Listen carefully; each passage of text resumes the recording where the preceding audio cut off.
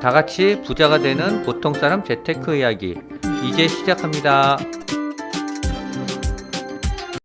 안녕하세요. 오늘은 7월 26일 토요일이고요. 지금 시간은 저녁 9시 50분입니다. 이번 주에는 몸이 피곤해서 동영상을 잘 올리지 못했어요. 어제 BITX를 82주 정도 추가 매수를 했습니다.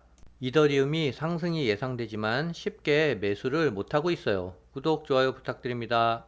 국내 주식은 마지막으로 삼성전자를 2, 3일 정도 보유했으나 매도하고 말았어요. 그리고 지금은 국내 주식이 하나도 없어요. 어제 암호화폐들이 많이 하락을 했는데요. 그 중에서 BITX가 가장 많이 하락을 했습니다. 이더리움 2배를 매수할까 고민을 많이 하다가 그냥 BITX를 매수했어요. BITX는 82주를 어제 매수해서 2442주가 됐습니다. 에어쉽 AI 홀딩스도 50만원 정도 매도를 해서 BITX로 매수를 했어요. 템퍼스 AI에서도 60만원 정도를 매도를 하고 BITX로 추가 매수를 했어요.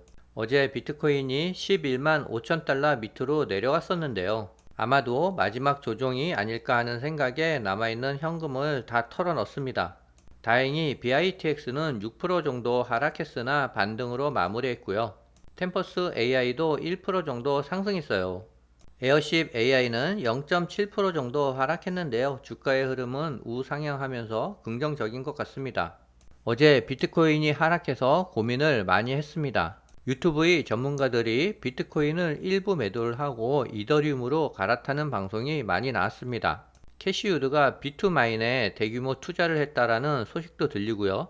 비트마인이 공격적으로 이더리움을 쓸어 담는다는 기사도 많이 나왔어요. 그래서 저는 어제 세 가지 중에 고민을 많이 했습니다. 비트마인을 매수할 것인가? 아니면 이더리움 2배를 매수할 것인가? 아니면 BITX를 매수할 것인가? 몇 시간 동안 고민을 했지만 BITX를 매수하고 말았어요. 이더리움 1배짜리를 매수하는 것은 비트코인 2배인 BITX를 매수하는 것과 상승률이 그렇게 차이가 없을 거라고 생각했고요.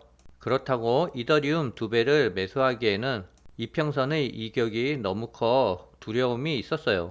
마지막으로 비트마인을 매수할까도 고민했지만 4달러에서 단기적으로 40달러까지 올라왔습니다. 물론 캐시우드는 40달러 근방에서 1000억 원 이상을 매수했지만 이더리움과 비트코인을 매수하는 것을 제외하고는 비트마인이라는 회사는 너무 부실했어요. 물론 하이 리스크 하이 리턴이지만 어제는 왠지 손이 나가질 않았어요. 올해 말까지는 BITX로 집중을 해볼 생각이에요. 비트코인이 21선을 터치하고 밑꼬리를 조금 길게 달았는데요. 아마도 어제가 마지막 조정이었을지도 모르겠습니다. 만약에 월요일과 화요일에 추가 하락이 있다면 에어쉽 AI와 템퍼스 AI를 일부 매도 후 BITX를 다시 매수할 생각이에요. 개인적으로 저는 지금 상황에서 뭔가 투자를 해서 손실이 나는 게 좀 두려운 것 같습니다. 알트코인은 현재 마이너스 40% 손실 중에 있어요. 도지코인만 35% 수익권이고요. 시바이누는 마이너스 59%, 비트토렌토는 마이너스 61%, 이캐시도 마이너스 61%, 디카르고는 마이너스 32%, 캐딘 어독트 월드는 마이너스 62% 손실 중에 있어요. 현재는 BITX가 가장 높은 수익률을 보이고 있고요. 그 다음은 도지코인, 그 다음은 템퍼스 AI와 에어쉽 AI예요. 나머지 알트코인들은 손실폭이 큽니다. 작년에 알트코인을 매수하기 전으로 돌아간다면 이더리움과 리플은 꼭 담았을 거예요. 하지만 지금은 다음 사이클을 생각하며 이 포지션대로 연말까지 쭉 홀딩할 생각이에요. 이번 주에 중요한 이벤트들이 많은데요. 7월 29일 화요일에는 미국의 졸트 보고서가 있고요. 수요일에는 비농업 부분 고용 변화와 GDP 발표가 있어요. 목요일이 가장 중요한데요. 미국의 금리 결정이 있고요. FOMC 기자회견도 있어요. 근원, 개인, 소비지출, 물가지수 발표도 있습니다. 그 다음에 금요일에는 시간당 평균 임금과 비농업 고용지수 발표, 실업률과 제조업, 구매자 관리지수 발표도 있어요. 기업들의 중요한 실적 발표로는 수요일날 마이크로소프트와 메타, 암, 퀄컴이 실적 발표를 하고요. 31일 목요일에는 애플과 아마존닷컴이 실적 발표를 합니다. 그리고 7월 31일 날 일본도 금리 결정을 하는데요. 이번에 0.25% 금리를 인상할 수도 있을 것 같아요. 하지만 며칠 전 미국과의 관세 협약 합의로 금리 인상 결정을 9월달로 미룰 수도 있을 것 같아요.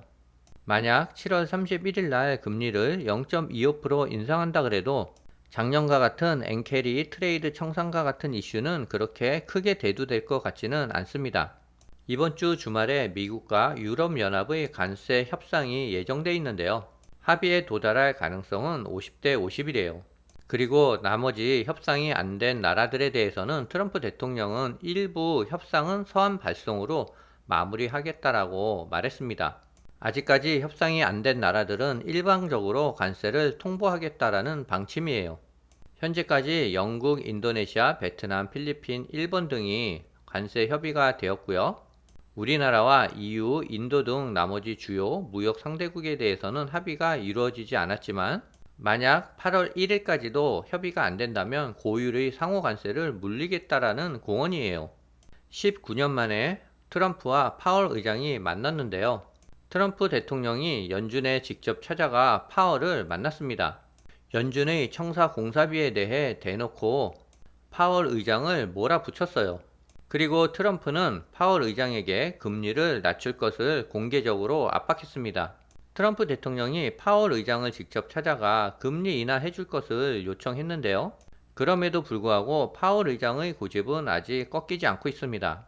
7월 31일 날 0.25%라도 금리를 인하해 줄 수 있을 것 같은데 파월 의장의 고집도 대단한 것 같습니다. 트럼프 행정부와 월가의 공식적인 대립으로 볼 수도 있을 것 같습니다. 인텔은 2분기 실적 발표를 했지만 예상보다 낮게 나오고 말았어요. 인텔은 추가적으로 2만 명을 감원하겠다라고 발표했고요. 올해 비용을 170억 달러 줄이는 것을 목표로 파운드리 공장 건설 계획도 전면 재검토하기로 했대요. 독일과 폴란드에 계획했던 신규 파운드리 공장 건설을 취소하고 베트남과 말레이시아에서의 테스트 및 조립 공장을 통합하기로 했답니다. 어제 비트코인이 많이 조정을 받았는데요. 사토시 때의 고래가 비트코인 8만 개를 매도했어요. 갤럭시 디지털을 통해서 OTC 마켓에서 매도를 했는데요. 다행히 8만 개 매도는 전량 이루어졌고요.